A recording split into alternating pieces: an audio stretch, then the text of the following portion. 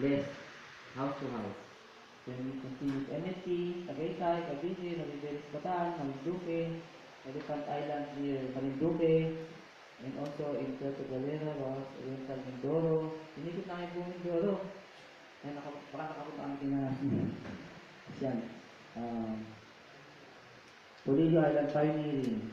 1 month pioneering in Polillo Island. And yan, egg planting in Mindoro. Then my leader sent me to do fundraising in Hong Kong. So these are our member and her sisters. So every day we don't hindi natin ang problema yung yung pagkain because food is always there. Or the Filipinas will give us food every time we approach them. So after fundraising, our stomachs always full. Then, so happy doing fundraising in Hong Kong. But very strict. One time, one brother. Her sister is working as a domestic helper in Hong Kong.